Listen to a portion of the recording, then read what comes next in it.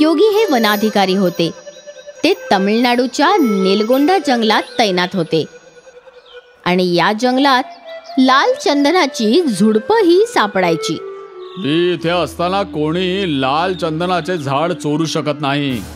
होय सर, पण प्रत्येक वेळी नवीन मार्ग शोधतोय लाल चंदनाच्या झाडांना चोरण्यासाठी. आता मी आलोय ना, आता तो जंगलातून लाल चंदनाचे एक झाडही चोरू शकणार नाही. इथून पुढे मी स्वतः रात्रंदिवस गस्त घालेन. आणि तसेही चेकपोस्टवर जे ऑफिसर आहेत मुकेश, तेही खूप इमानदार आहेत. मला त्यांच्याशी बोलावे लागेल. ठीक आहे सर, चला चेकपोस्टवर जाऊया. हवालदार वनाधिकारी योगींना चेकपोस्टवर घेऊन आला. नमस्कार सर, सुप्रभात.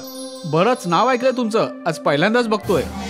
धन्यवाद, मी तुमच्या प्रामाणिकपणाबद्दल ऐकलं आहे. धन्यवाद सर. आपल्याला वाहनांची तपासणी वाढवावी लागेल. अजूनही लाल चंदनाची तस्करी होत आहे. असेच सुरू राहिले तर लाल चंदनाचे लाकूड दिसणे कठीण होईल. मुकेश सर, या सगळ्या मागे वरदराज आहे. मग तू त्याला काही कळत का नाही? सर, तो त्या जंगलातच वाढला आहे. जंगलाचा कानाकोपरा त्याला माहिती आहे. जेव्हा आम्ही त्याला पकडायला धावतो तो जंगलात हरवून जातो. कमीत कमी आपण हे लाल चंदन चेकपॉइंट वरून बाहेर जाण्यापासून थांबवू तरी नक्कीच शकतो. हो सर, मी आणखी फोर्सची मागणी केलेली आहे. पुढच्या आठवड्यापासून आणखी 2 हवालदार या चौकीवर असतील. असं आहे की लाल चंदनाची तस्करी थांबेल. जर आपण मित्र झालो तर नक्कीच होईल. त्या दिवसापासून वनाधिकारी स्वतः दिवसा जंगलात गस्त घालत असत, विशेषतः रात्रीच्या वेळी. इथे जंगलात योगींच्या आगमनाची बातमी वरदराजनला मिळाली. भाऊ, तो योगी रात्रंदिवस जंगलात गस्त घालतोय. आता आपण लाल चंदनाचं झाड कसं तोडणार? प्रत्येक समस्येचा नेहमी एक उपाय असतो छोट्या. वरदराजन स्वामीच्या कानात काहीतरी बोलला. मग रात्रीच्या अंधारात स्वामी फॉरेस्ट ऑफिसरच्या ऑफिसच्या बाहेर पोहोचला. तो कुणाची तरी वाट पाहत होता. काही वेळाने गार्ड तिथे आला. बॉसने तुमच्यासाठी मिठाई पाठवली आहे आणि त्या बदल्यात आम्हाला वेळेवर माहिती देत राहा. तुम्हाला तुमची मिठाई दर आठवड्याला मिळते. वा वा, धन्यवाद सांगा भाईंना. हा, ठीक आहे. स्वामी आनंदाने आपल्या अड्ड्याकडे परतला आणि सर्व काही वरदराजनला सांगितले. आता बघूया तो फॉरेस्ट ऑफिसर आपलं काय बिघडवतो. हो बाई. त्या रात्रीपासून वरदराजन आणि त्याच्या माणसांनी लाल चंदनाचे लाकूड तोडायला सुरुवात केली आणि इथे रक्षक संदेश पाठवून वनाधिकाऱ्याचे ठिकाण सांगत असे. आणि जेव्हा वनाधिकारी उत्तरेकडे गस्त घालत असे तेव्हा वरदराजनची माणसं दक्षिणेच्या दिशेने लाकूड कापत असायचे. आणि जेव्हा योगी उत्तरेच्या दिशेला गस्त घालत असे ते दक्षिणेच्या दिशेला झाड कापू लागायचे. हा सिलसिला खूप दिवस चालत राहिला. एका दिवसाची गोष्ट आहे. वरदराजनची माणसं उत्तर दिशेला लाल चंदनाची झाडं तोडून निघाली होती. तेव्हा योगी जेव्हा तिथे पोहोचले तेव्हा त्याचे लक्ष त्या नुकत्याच कापलेल्या झाडांच्या खोडाकडे गेले. असं वाटत आहे की हे झाड आजच कापले गेले, पण मी इतका वेळ खूप गस्त घालतोय. मग कोण माझ्या डोळ्याखालून हे लाल चंदनाचं झाड कापू शकतो? नक्कीच काहीतरी गडबड आहे. योगी काहीच बोलला नाही आणि जीप मध्ये बसून दक्षिण दिशेला निघू लागला. जेव्हा तो तिथे पोहोचला तेव्हा त्याला तिकडे नुकतीच कापलेली झाडांची खोडं दिसली. हा खोड पण आजच कापला गेलाय, म्हणजे आजही वरदराजन लाल चंदनाचं झाड चोरत आहे. मला हे सर्व लवकरात लवकर थांबवावे लागेल. गाडी चेकपोस्टवर घ्या. योगी जीप मध्ये बसले आणि गार्डने गाडी चेकपोस्टवर घेतली. काय झालं सर, तुम्ही खूप टेन्शन मध्ये दिसताय. मला तुझ्याशी एकट्यामध्ये बोलायचंय. होय साहेब, या आतमध्ये बसून बोलूया. चेकपोस्टच्या छोट्या चौकीमध्ये फक्त वनाधिकारी योगी आणि इन्स्पेक्टर मुकेश होते. बोला सर. इथे कोणी आपलं बोलणं ऐकू शकत नाही. मुकेश, अजूनही लाल चंदनाची झाडं कापली जात आहेत. कुठली मोठी गाडी गेली का इथून? नाही साहेब, आतापर्यंत तर नाही, पण उद्या हे ट्रक येतील जंगलात रोड बनवण्यासाठी रेती घेऊन. मग नक्कीच लाल चंदन त्यातच जाईल. उद्या मी कोणत्याही परिस्थितीत त्या ट्रकला या चेकपोस्ट पुढे जाऊ देणार नाही. होय, आणि मी त्या वरदराजांना पकडणार. ठीक आहे सर, इथे जंगलात वरदराजन आपल्या अड्ड्यावर योजना आखत होता. उद्या रेतची गाडी सगळी लाल चंदनाची झाडे भरून बाहेर घेऊन जायचं आहे ना आपल्याला. नाही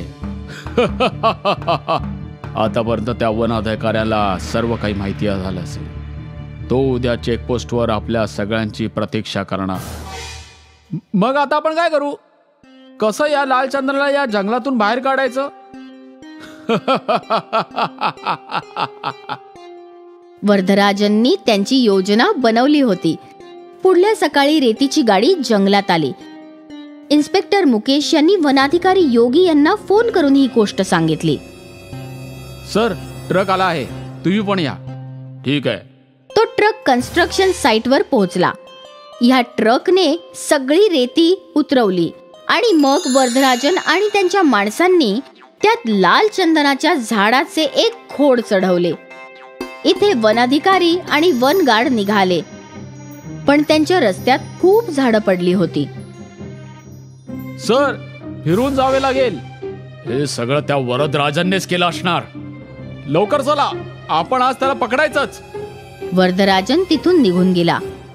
आता जेव्हा वनाधिकारी योगी तिथे आला तेव्हा ट्रक आधीच तिथून निघून गेला होता. चेकपोस्टवर घेऊन चल. योगीने इन्स्पेक्टर मुकेशला फोन लावला. मुकेश, ती लोक निघून गेलेत. आता तुम्हालाच त्यांना थांबवावं लागेल. होय साहेब. इन्स्पेक्टर मुकेश त्यांच्या सगळ्या माणसांसोबत चेकपोस्टवर उभा होता. ट्रक हळूहळू चेकपोस्टच्या दिशेने जाऊ लागला. मुकेश आणि सगळे पोलीस बंदुका घेऊन चेकपोस्टवर उभे होते. ड्रायव्हरने पोलिसांना बघितले आणि त्याने गाडी थांबवली आणि मागून वनाधिकाऱ्याने आपली जीप लावली. ट्रकला चारही बाजूंनी घेरले होते. हवालदार, चेक करा आतमध्ये काय आहे. हवालदार ट्रकच्या आत चढला. सर, इथे लाल चंदन तर आहे, पण एकच आहे. काय? इन्स्पेक्टरनेही ट्रक मध्ये चढून तपासले तेव्हा एकच लाल चंदनाचे झाड होते. सर, तुम्ही इथे या. आता वनाधिकारी योगीही ट्रक मध्ये चढले. तेही हे सगळं बघून हैराण होते. त्या वरदराजाने यावेळी आपली फसवणूक केली आहे. आणि इथे वरदराजन आपल्या सर्व लोकांसह आणि लाल चंदनाच्या झाडांसोबत नदीच्या वाटेने लाल चंदनाचे झाड जंगलातून बाहेर काढत होते.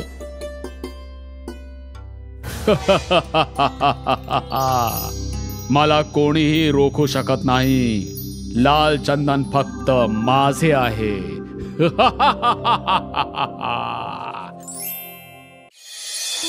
कोकिलापड गावामध्ये एक नर्मदा नावाची म्हातारी बाई राहायची.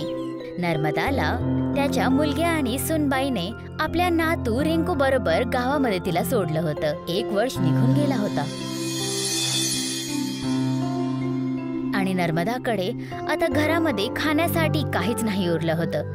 एक दिवसाची गोष्ट आहे जेव्हा नर्मदा रिंकू बरोबर निर्मला जवळ काहीतरी खाण्यासाठी मागण्यासाठी जाते. अगं निर्मला, अगं ए निर्मला, ऐकतेस का? काय आहे सकाळ सकाळ? माफ कर मला बहीण, पण बाळाला खूप भूक लागली आहे. जर काही जेवण बनवलं असेल बस बाळाच्या हिश्श्याचं दे. गाव बसलं नाही की भिकारी पहिलाच आले. तुला किती वेळा सांगितलं आहे की तुझा मुलगा तर तुला सोडून गेला आहे आणि आपल्या बायकोलाही सोबत घेऊन गेला. आता पूर्ण गाव तुझं ओझं उचलेल का? निर्मला, ऐक तर. नर्मदा आणि काही बोलली असती त्याआधीच निर्मला आपल्या घराचा दरवाजा बंद करते. नर्मदाच्या डोळ्यांमध्ये अश्रू येतात. तू रडू नकोस आई. मी जेव्हा मोठा होईल तेव्हा खूप सगळे पैसे जमा करून घेऊन येईल, जेणेकरून तुला कोणाचंच ऐकायला नाही लागणार. अरे, तूच तर माझा लल्ला आहेस. आता चल, आणखीन थोडं दूर चलायचं आहे, प्रधानजींच्या घरी. नर्मदा आणि रिंकू प्रधानजीच्या घराकडे जातात. प्रधान घराच्या बाहेर एका खटियावर बसलेला होता. प्रणाम आई साहेब. खुश रहा भोलू. माझं म्हणजे आहे प्रधानजी. अरे आई, मी तर तुझा बोलूच आहे. काय आज्ञा आहे हे सांग तू. तुला बघते तर मला आपल्या मुलग्याची आठवण येते. मुलगा समज? आणि सांगा की मी काय करू शकतो तुमच्यासाठी. तुला तर माहीतच आहे, माझा मुलगा पूर्ण जमीन विकून निघून गेला आणि आता हालात असे आले आहेत की घरामध्ये अन्नाचा एक दाणा पण नाही आहे. निर्मलाने पण सहायता करण्यासाठी नकार दिला, म्हणून मी इथे आले. लल्लाला खूप भूक लागली आहे, ह्याच्यासाठी काही भोजन देऊन द्या. ही पण काय म्हणायची गोष्ट झाली आई. तुला जेव्हा वाटलं तेव्हा तू माझ्याकडून अन्न घेऊन जा आणि बाकीचं राशन मी तुला नेहमी पाठवत जाणार. खूप खूप आभार. मी विचार करत आहे की जे राशन तू देणार आहेस त्याचा मी दाल मखनीचा ठेला लावू, ज्याने मी तुझ्यावर ओझं नाही बनणार प्रत्येक महिन्यात. तुम्ही निश्चिंत राहा आई, मी उद्याच सगळी व्यवस्था करून ते तुमच्या घरी पाठवून देईल. प्रधान नर्मदाला डब्यामध्ये जेवण आणून देतो. नर्मदा आणि रिंकू आपल्या घराकडे निघून जातात. घे लल्ला, चांगल्यापैकी जेवून घे. आता जेव्हा प्रधानजी राशन पाठवतील तर तुझी आजी चांगली दाल मखनीची दुकान उघडेल आणि जेव्हा खूप दाल मखनी विकून जाईल तर तुझ्यासाठी कपडे आणि खेळणी पण घेऊन येईल. हो आजी, खूप सगळे खेळणे. आणि आजी, मला पुस्तकं पण हवी आहेत, तरच तर मी अफसर बनेल आणि पैसे कमवेल. खूप गोड गोड बोलतोस रे लल्ला. तुला बघून सगळं दुःख आपोआप संपून जातं. आजी. हो बाळा, बोल, काय झालं आता? मी तर काही वेगळंच बोलत होतो. अच्छा, सांग, मी पण ऐकू. आजी, मी बाहेर नदीकडे त्या मातीने खेळणार तर घाण होऊन जाईल, म्हणून मी विचार केला तुला विचारू आधी. अच्छा, तर असं आहे तर जा, खेळ जा, पण घरी लवकर ये आणि नदीमध्ये जाऊ नको. बस बस आजी, मी समजलो. नदीमध्ये नाही जायचं, शैतानी नाही करायचं आणि माती नाही खायची. बरोबर आहे आजी? अच्छा, जा आता. खूप बोलतोस रे तू.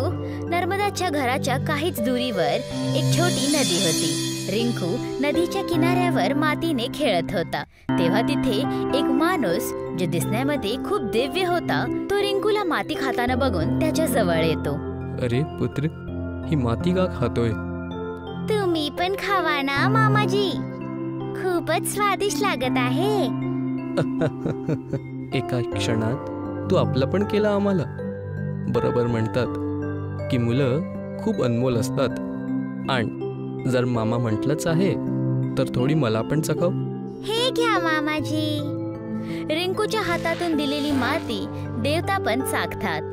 त्याला चाखून ते खूपच प्रसन्न दिसायला लागतात. वा बाबा, किती सुंदर व्यंजन होतं. मी सांगितलं होतं ना मामाजी. रिंकू आपला हात पुढे करतो आणि डोळे बंद करून हसायला लागतं. हे काय आहे बाळ? मामाला काही म्हणायचं आहे तुला? अरे, तुम्ही समजला नाही. माझी आजी म्हणते की एका भांज्याला खेळवणं 100 ब्राह्मणांना खाडवण्यासारखं आहे. मग तर मामाजी, तुम्ही माझी ऋणी होऊन जाल, म्हणून मला पण खाडवा आणि हा ऋण उतरून टाका. अच्छा, मामाला चांगलं फसवलंयस तू. पण माती नाही, मी तुला काही दुसरं देतो. देवताने आपले हात उघडले आणि त्यामधून एक हिऱ्याचा जादुई चमचा निघाला, जे तो रिंकूला देतो. तेव्हा दुरूनच नर्मदाची आवाज येते. रिंकू, अरे पळा पळा, आजी येत आहे मामाजी. जर काय तिने आपल्याला पाहिलं तर माती खाण्यासाठी ती ओरडेल. बरं, ठीक आहे ठीक आहे, आता मी येतो बाळा. तो देवता असं बोलून तिथून गायब झाला आणि नर्मदा तिथे पोचते. अरे लल्ला, तुला मी नको म्हटलं होतं ना की माती नको खाऊस. तू तर अजिबातच माझं ऐकत नाहीस. अगं आजी, ऐक तर, मी माती नाही खाल्ली. ते तर एक मामाजी भेटले होते, त्यांनी खाडवली. या चमच्यामध्ये लागली आहे, तू पण थोडी चाखून घे. काय, आता तू खोटं पण बोलायला लागला आहेस? पण नर्मदाची नजर त्या जादुई हिऱ्यांच्या चमचावर पडली. अरे, हा तर हिऱ्यांनी बनलेला आहे. कोण देऊन गेला आहे तुला हे? तुला आवडलं तर तू ठेवून घे आजी, पण मला ओरडू नकोस. सगळे गुण आहेत ना तुझ्यामध्ये. आपल्या गोड गोड गोष्टींमध्ये सगळ्यांना उलझवतोस आणि प्रत्येक वेळेस वाचून जातोस. पण आज नाही सोडणार मी तुला. चल घरी. एक दिवस निघून गेला होता आणि प्रधान नर्मदाच्या घरी राशन आणि ठेल्याचं सामान घेऊन येतो. हो आई, हे आहे सगळं सामान. तुझं खूप खूप आभार भोलू. अरे आई, परत तीच गोष्ट. उपकार कसला? मी तर फक्त तेच करतोय जे माझं कर्तव्य बनतं. हाच तर चांगुलपणा आहे बाळा तुझ्यामध्ये. मी विचार करत होते की ही दाल मखनी विकून हळूहळू हे पैसे पण तुला परत देईल. तुम्ही नाही परत केलं तरी पण चालणार आणि मला पैसे परत करायचा विचार करू नका. तुम्ही फक्त ते करत राहा, बाकी सगळं मी बघून घेईल. अच्छा बाळा, ठीक आहे. नर्मदाने दाल मखनी बनवली आणि आपला ठेला सुरू केला. त्याची सुगंध येतानाच रिंकू तिथे आपला चमचा घेऊन उभा राहिला आणि त्याच बरोबर प्रधान पण. आजी, मला पण दाल मखनी. थांब लल्ला, तुला पण खाडवते, नाहीतर तू सगळं काही आपल्या डोक्यावर उचलशील. आई, मला पण द्या. मला पण चव घ्यायची आहे. आणि द्या, मी रिंकूला पण चालवतो. ठीक आहे भोलू बाळा, आता घेऊन येते. नर्मदा ताबडतोब प्रधानला दाल मखनी देते. प्रधान आपल्या हातांनी रिंकूला खाडवतो. प्रधानजी, खूप स्वाद आहे ना दादीच्या खातामध्ये?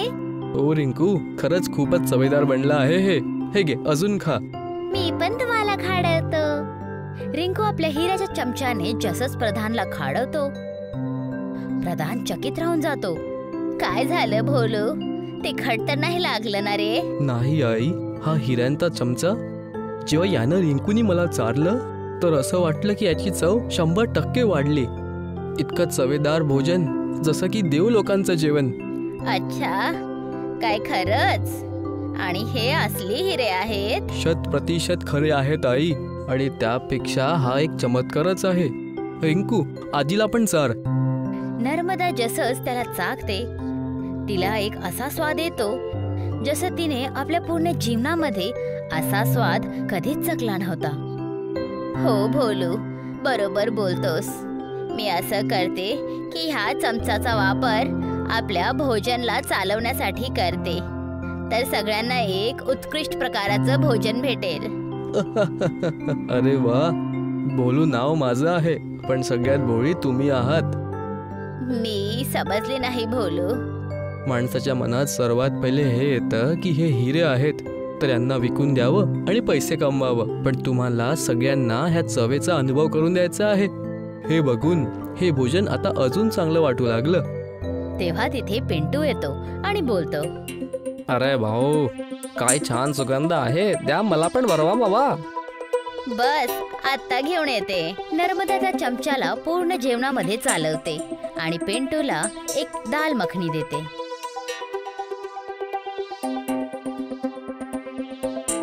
अरे वा आई, अशा प्रकारच्या चविष्ट जेवणाला तर दिव्यच म्हटलं जाऊ शकतं. मी कधी शहरात पण असं काही चाखलं नाही. खा बाळा, आणखीन खा. आज मी अजिबात पैसे नाही घेणार या दाल मखनीचे. निर्मला पण तिथे येते आणि विचारायला लागली. अगे नर्मदा, काय झालं? आणि हा कानेर कसला ग? ये बहीण, तू पण चाखून बघ दाल मखनी. खूप स्वादिष्ट बनलेली आहे.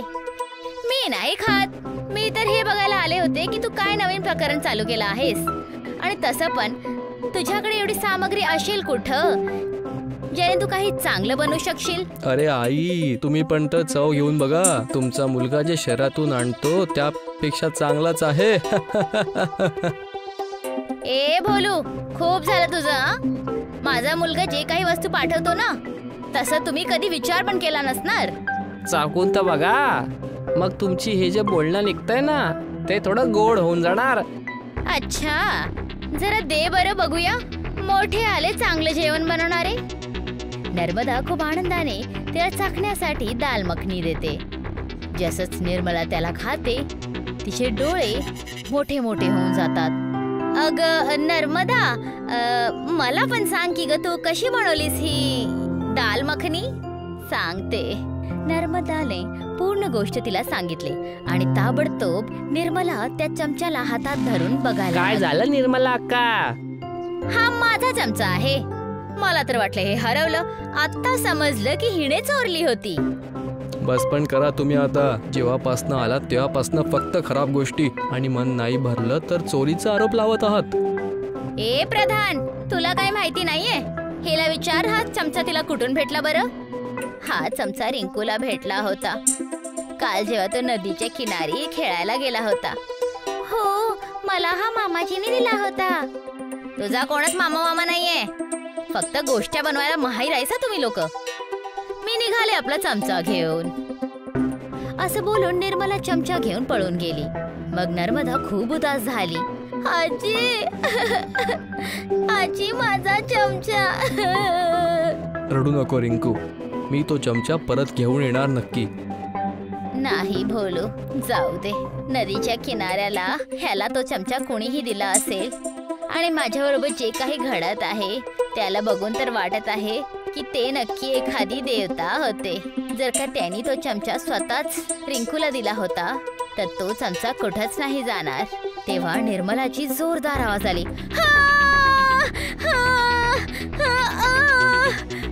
सगळेजण तिथे पळत पळत पोचले तर बघतात की निर्मला बाहेर पडलेली आहे आणि एका प्लेटमध्ये चमचा आणि जेवण ठेवलेलं आहे. अरे वाचवा! नर्मदा तिला पाणी पाजवते आणि विचारते, काय झालं निर्मला? मी जसंच या चमच्याने जेवण जेवलं माझं तोंड जळायला लागलं. अरे असं वाटलं जसं 10 मिरच्या एकत्र खाल्ल्या आहेत. पाणी पण पिलं पण ठीक नाही झालं. आता जेव्हा तू थंड पाणी पाजवलंस तर मला बरं वाटलं जाऊन. बघितलं माता तुम्ही, ज्यांचा आहे त्यांनाच मिळणार. अशा कपटी कामं करू नका. देवानं सगळं काही दिलं आहे, पण लोभ आणि ईर्ष्या इतकी की कोणाच्या हातात काही चांगलं जर आलं तर बघवलं जातच नाही. मला माफ कर नर्मदा. हे घे तुझा चमचा. या घटनेच्या नंतर नर्मदेची दुकान चालायला लागली. नर्मदाची दाल मखनी आता पूर्ण गावाचा सगळ्यात स्वादिष्ट व्यंजन बनलेली होती.